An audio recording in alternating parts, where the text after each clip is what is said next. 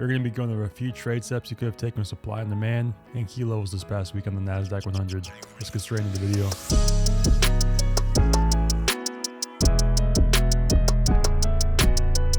So this past week of trading provided some pretty good setups using supply and demand. I'm going to be breaking those down. I'll be showing you guys where these key levels came from on the daily time frame. Let's just jump over to the charts. So this first low I want you guys to keep in the back of your head is 11,700. Where this low will come from. Now for me personally, I like to market my levels, and this 11,700 level has been a pretty big level for the past few months. So in this case, I like to mark these levels red, or just something to keep on mind for intraday trading. You wicked off it down here once in May, another time down here in May 24th. You kind of back tested it right here in July when you started bouncing. You can kind of see there's more tests down here. You tested here. You tested the 11,700 level twice right here. And then finally, this past week, you came up to 11,700 3-4 times. So this is why this level is so big. It was a critical point in the market. So what made this level so big? You may be asking yourself. Now, there's a few things that made this level very important. First of all, 11,700, key level from the daily time frame that's been respected and tested multiple times. Now for a key level, unlike support and resistance, to me, in my opinion, I don't believe that key levels need to be tested multiple times. For example, when you make a new 52-week low, you may only test that level once or twice on the daily time frame, but clearly in the back of everyone's mind, everyone's watching 52-week lows, and that's a big psychological level and big level to be noted on your chart. You may only have tested that level once and looked down to it, but it's a single touch point, and people, buyers and sellers, people active in the market are going to be watching this level because everyone knows that 52-week lows are at this certain point. It's something to keep in mind. On top of this being a big low from the daily time frame, we formed a supply zone right on top of this area at 11,700. So you can see right now we're on the 1 hour time frame, and this supply zone stemmed in the overnight session from September 22nd. If you guys have seen my previous videos on supply and demand, if you haven't seen them, check them out over here. We formed a rally, base, drop pattern. So pretty much the market dropped down low. You can see clearly a big red candle. I think this was on CPI or some kind of news like that. You try to rally up, you base sideways, consolidate sideways, then the market continued down lower. All these sellers who are up here, they left the zone of unfilled orders, and then when price came back to revisit the zone at another time, their orders started getting filled here, and then it would send the market down even lower. So how you draw them if you're not familiar? You draw them from the last green basing candle before the drop, and draw it from the high before the move down. And in the case of a demand zone, you would draw from the last red candle before the move up. So you can see the supply zone formed down here, September 22nd. We made new 52-week lows here, October 2nd. And the market tried to rally back up to the supply zone, also with a big key level here, a big confluence area for downside. All these orders up here are getting filled at 11,700. The second the market hit this level, instant drop back down to new lows. You can see the market went from 11,700 down to 10,400 in less than 5 trading sessions. That's how big and powerful the supply zone was. Now you could say it was a rug pull. You could say it was a bunch of different things. The MACD and the RSI were flipping or doing, overbought conditions or something weird like that. But at the end of the day, a bunch of sellers were sitting up here. All their orders started getting filled.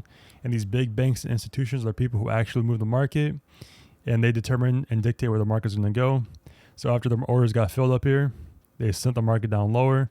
And then, of course, the market started bouncing since. Now, zooming into this past week of trading of October 29th, you'll see you had a few great short opportunities back in the supply zone and back in this key level at 11,700. So the first opportunity you had here, we had this key level at around 11,500. You could have taken a long up here, rode back in the supply zone, a pretty good long entry. Knowing that you had supply zone, this big key level up here around 11,700, you ideally would have started to look to take profits. Now you guys can see if I zoom in here, around on October 25th, you came into the supply zone instantly.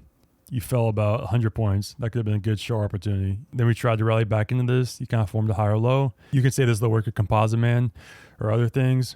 Then earnings dropped here after hours around 1 p.m. Then a big red candle form, coincidentally, right in supply zone, right by a key level.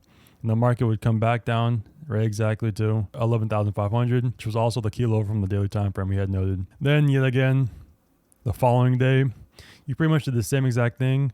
It was almost even better. You barely even made it to the supply zone. Same opportunity here. You could have done the same exact thing you did the day prior. long it from 11,500 right to this key level at 11.7. Supply zone up here. You should be expecting sellers in this region. Instant reaction up here. How could you be taking this trade? Now, candlestick patterns are something you can be looking into. But once you start seeing these big wicks to the upside, especially around big key levels and supply zones, it's kind of a sign or a hint that sellers are entering the market and buyers are getting weaker. Because wicks to the upside show at one point of time, this red candle was a big green body candle. The price was all the way up here at 11,700. But by the close of the 5-minute candle, sellers pushed price all the way back down through the open of the candle and closed it near the low of the candle. And that's a pretty bearish looking candle if you ask me. After you tested that supply zone, you started to make lower highs, you started to make lower lows, and then on the way down, increasing volume, which is something you want to note.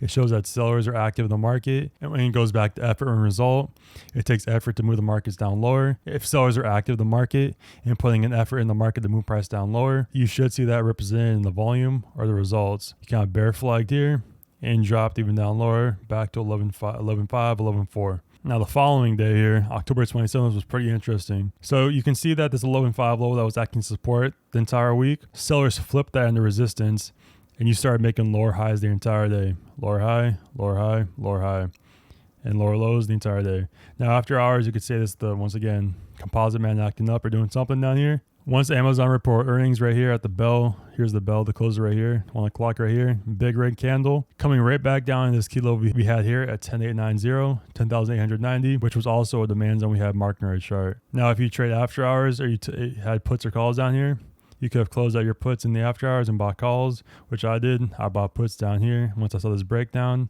actually right here on this breakdown, and sold them in the after hours right before the options market closed. Then you could have bought calls because you knew you had this demand zone here. You knew you had a big cycle level, and then you would have watched the price bounce the following day in the overnight session and rally almost 2.5% the following day from lows of 10.9, about a 700-point flip in just a couple hours. And this is why I think it's so important to just use key levels and supply and demand. Once again, maybe use the 9 EMA, use the VWAP. Those are two great indicators. I'll make a video on the VWAP pretty soon, maybe. I don't know. If you guys want that, let me know in the comments below. Once you turn 11,058 into support, which is also the June lows, 11,060, you flip that into support, you rallied, you're set up for upside almost the entire day. And now, once again, you're coming back into the supply zone and back in this kilo 11,700. You got to see how price reacts to these levels up here. If price can start breaking over these, if buyers can start pushing price up into this region around 11,800, you're looking primed for more upside up to 12,000, 11.8. And this is why I think supply and demand in tandem with key levels are so powerful. It makes things very simple and it keeps your charts very clean. You don't have a bunch of random oscillators in your chart telling you a bunch of nonsense, not really helping you, giving you any insight into the markets. It doesn't give you an edge. I would have known just by looking at my chart and seeing this big red rectangle and this big red Q level. I would have known to expect sellers, set myself up for a low risk trade.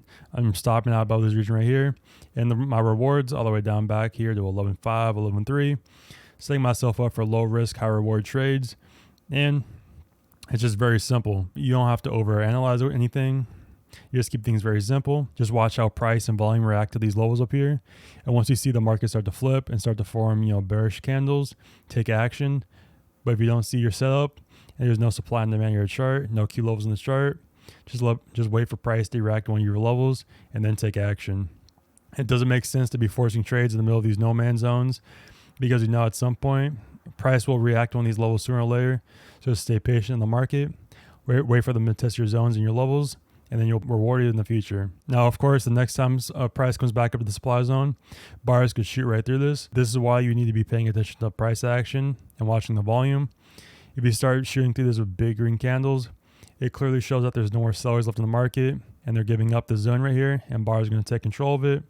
But if you come up here to 11,700 yet again, you form a big red doji candle or a gravestone doji up here. It shows that sellers are still active in the market. And if you have the volume confirmation for more downside, this is another great short opportunity. But until then, let me know if this video helped you or you learned anything, and drop a like and comment below. Stay tuned for the next one. Thanks for watching.